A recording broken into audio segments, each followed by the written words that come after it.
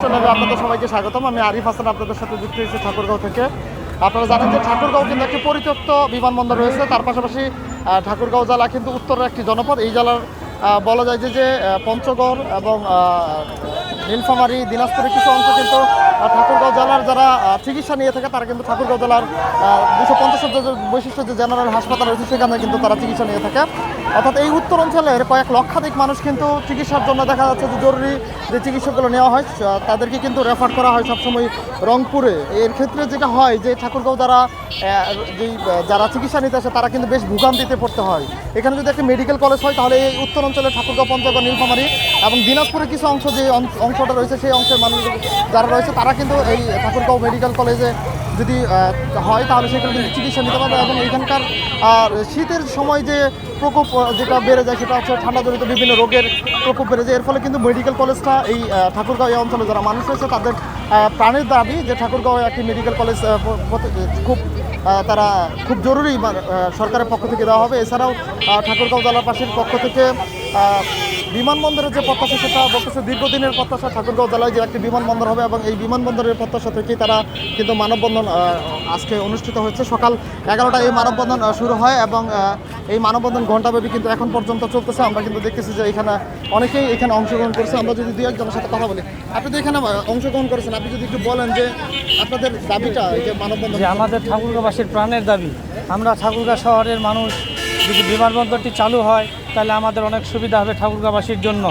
এবং আমাদের এখানে যদি একটা মেডিকেল কলেজ স্থাপন করা হয় আমাদের এই ঠাকুরগাঁও এলাকাবাসীর জন্য অনেক সুবিধা হবে।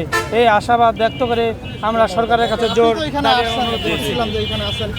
আপনাদের মেডিকেলের বিষয়টা যদি আপনি একটু বলেন, এটা কেন আসলে এটা আমাদের অত্যন্ত একটা বাংলাদেশের মধ্যে সীমান্তবর্তী একটা এলাকা। এই এলাকায় যদি একটা মেডিকেল কলেজ হয় তাহলে আমরা চিকিৎসা এবং আমাদের স্টুডেন্ট শিক্ষা দীক্ষায় অনেক লাভবান হবে এবং সারা বিশ্বে তারা ছড়িয়ে পড়বে।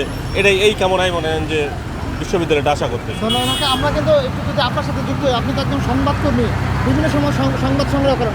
মেডিকেল ক্ষেত্রে মেডিকেল কলেজের বিষয়টা যদি আপনি একটু বলেন, আসলে রেফার করা হয় আমরা শুনছি বারবার রং করে, এটা যদি বলেন একটু।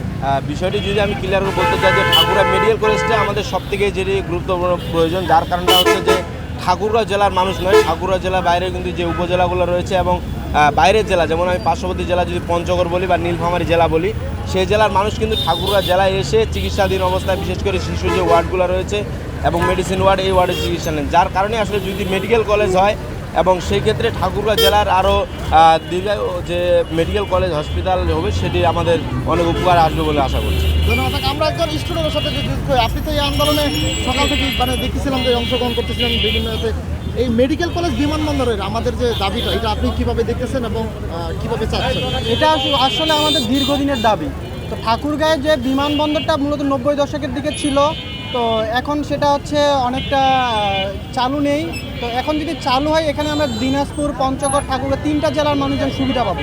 এবং এটা দেখা যাচ্ছে আমার এই পাশ থেকে ইন্ডিয়া খুব কাছে। তো যদি অভ্যন্তরীণ ফ্লাইটের সাথে সাথে হচ্ছে বৈশ্বিক ফ্লাইট চালু করা হয় তাহলে দেখা যাবে যে আমরা অধিকাংশ মানুষ ভারতের চিকিৎসার জন্য যাচ্ছে এবং এটা মূলত শাহজালাল ইন্টারন্যাশনাল এয়ারপোর্ট থেকে যাওয়ার কারণে অনেক কস্টিং বাড়ে যাচ্ছে। কিন্তু এখানে যদি হয় তাহলে আমরা ইন্ডিয়া খুব সহজে যেতে পারবো এবং আমাদের যে যাতায়াত খরচটা এটা কমে আসবে।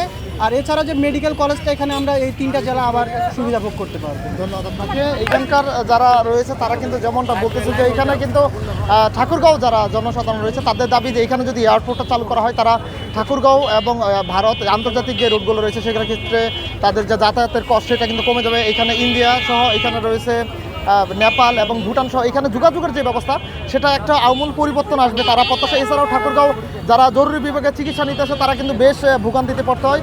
দেখা যায় যে অ্যাক্সিডেন্ট ঘটলেই কিন্তু বরাবরই দিনাজপুর অথবা দেখা যাচ্ছে যে রংপুরে যে রেফার করা হয় তারা সেইটা আশা করতেছে যদি মেডিকেল কলেজ হয় এখানে তাদের যে চিকিৎসা সেবা সেটা কিন্তু দিতে পারবে। ঠাকুরগাঁওবাসীর প্রাণের দাবি যত দ্রুত সম্ভব সরকারের কাছে যেন এই 2টা প্রত্যাশা তারা যেন পূরণ করা হয়। এই ছিল ঠাকুরগাঁও থেকে আমার কাছে সব। আরিফ হাসান, ঢাকা পোস্ট, ঠাকুরগাঁও।